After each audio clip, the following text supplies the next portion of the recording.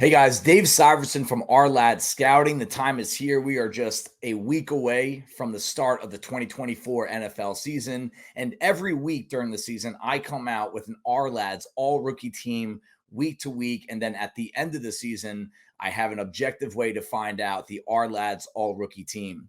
It would be very easy to make the preseason Ourlads all-rookie team with the top players picked at every single position and just call it a day. But at the end of every season, we make a final all-rookie team.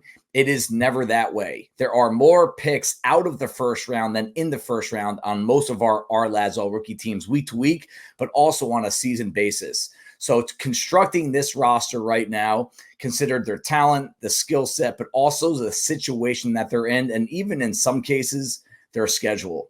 So let's hop right into it. Here's the offensive Ourlads all-rookie team preseason 2024.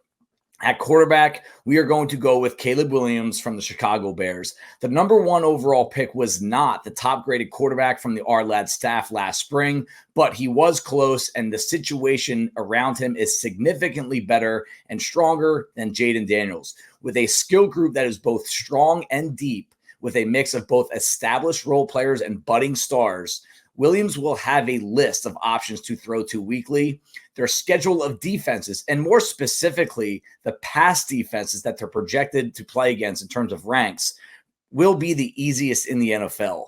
And lastly, new offensive coordinator Shane Waldron was mostly responsible for turning around Geno Smith's career in Seattle after he spent 4 seasons with the Rams during a time in which those Rams finished top 2 in points scored in the league, made the playoffs 3 times, and won the NFC once.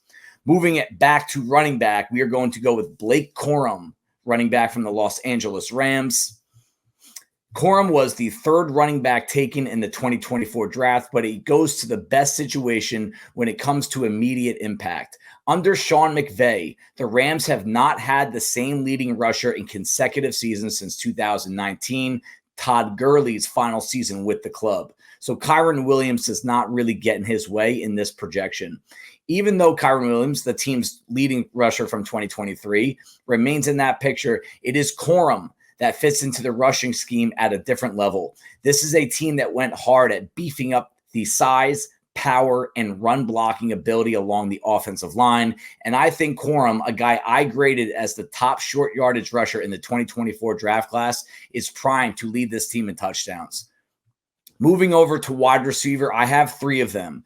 We're assuming 11 personnel, by the way, on the Ourlads all-rookie team. We are not going to go with the fullback, so the nod goes to 3 wide receivers.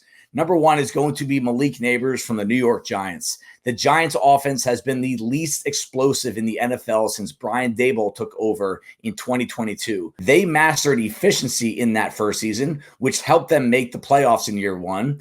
But the regime took a major jump backwards in 2023 and left them in a position to take the most explosive receiver in this star-packed receiver class. All reports indicate that Daboll, who was absolutely drooling over this kid in HBO's Hard Knocks multiple times, will force feed him the ball, and Daniel Jones has been launching it deep in preseason for what it's worth more than ever. We may see a new record for the most targets to a rookie wide receiver here in 2024, a record currently held by Anquan Boldin in 2003 with 165 targets. Moving on to the next wide receiver is Marvin Harrison Jr. from the Arizona Cardinals. The wide receiver 1 from the final Ourlads wide receiver stacks did end up being the first wide receiver taken. Harrison is penciled in as the team's number 1 receiver, and I expect to see a Jamar Chase caliber rookie season from 2021, where he finished 4th in the NFL in yards and 3rd in the NFL in touchdown, not just among rookies, all receivers. Harrison is already on step 5, whereas most receivers enter the league on step 1. The son of a Hall of Famer and a guy that already has a PhD in playing the position will skip much of the learning curve many guys at this position need to go through. He also has a quarterback in Kyler Murray that excels at working the ball underneath, where Harrison's route running will be best used. The last and final wide receiver is a surprise. I told you there would be a few coming. Here's one.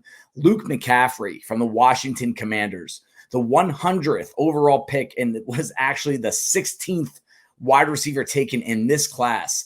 How does he leapfrog so many others at the position? Well, the recent trade of Jahan Dotson, who was the team's second leading receiver in 22, and the fact they let Curtis Samuel walk, the second leading receiver last season, opens the door wide open for a guy who has been turning heads since day one in Washington. McCaffrey, a former quarterback that recently made the switch to receiver just 2 years ago, has nothing but journeyman receivers in front of him and will likely get over 100 targets in this Cliff Kingsbury offense. Now we move back to tight end. We're going to go back to Captain Obvious here. This is Brock Bowers from the Las Vegas Raiders. Bowers was one of the highest graded tight ends to ever come out. It's a match made in heaven for a Gardner Minshew-led offense. This design of scheme itself and the combination with how shallow he throws his targets, the situation is an ideal fit for a guy that made his name known by what he does after the catch. Bowers was the best yard after catch tight end in the nation and truly one of the best players overall in the ball with his hands over his 3-year career at Georgia. His 8.6 yards after catch per reception were more than every tight end in the nation last year. His 8 yards per catch after reception were more than every tight end in the nation in 2022. And his 11 yards after the catch per reception in 2021 were the most in Power 5. This is a trend that will carry on into the NFL.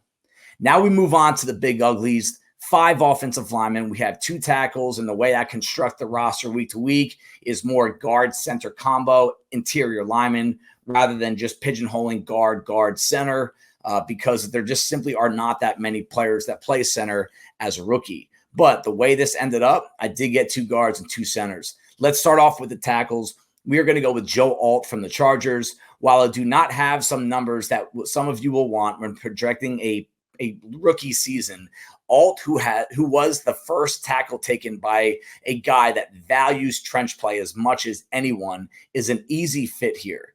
The athletically gifted, mammoth-sized bruiser will be able to work downhill at an above average rate, furthering his chances of stacking together several clean weeks throughout the season.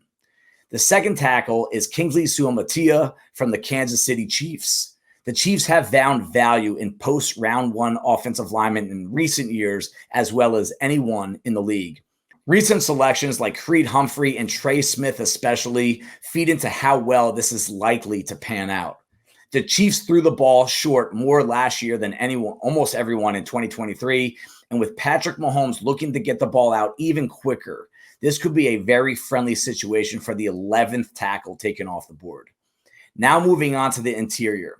Starting at guard, we're going to go with Dominick Puni from San Francisco 49ers.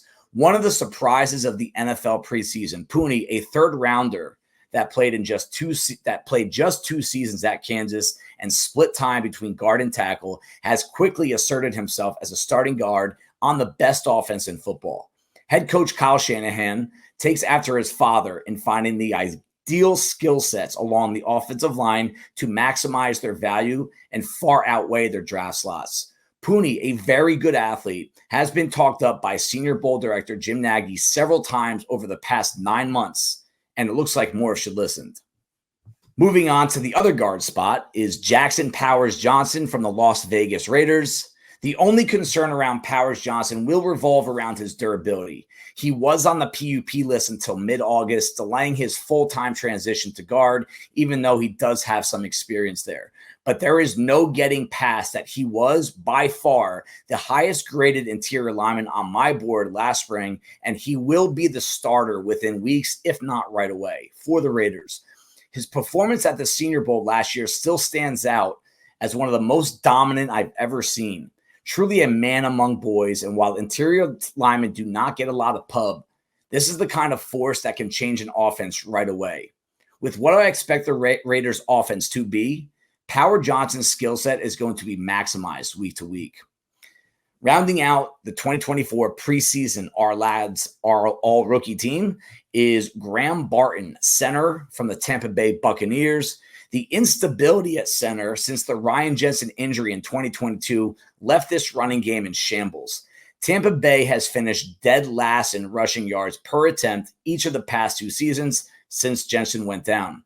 In comes a college left tackle, Barton, to save the day as he pairs with new offensive coordinator Liam Cohen to get this running game out of the basement. Out of all the tape I watched this preseason, Barton played the best of all rookie linemen that I saw, and I think it will carry over into the regular season. I think he's going to get even better because this is a relatively new position for Barton, even though he did play there way early in his college career at Duke. That rounds out the offensive Ourlads all-rookie preseason team. Be sure to check back weekly to see who's outperforming their draft slot. And we will have the defensive preseason all-rookie team coming your way in just a couple of days. Thank you, guys.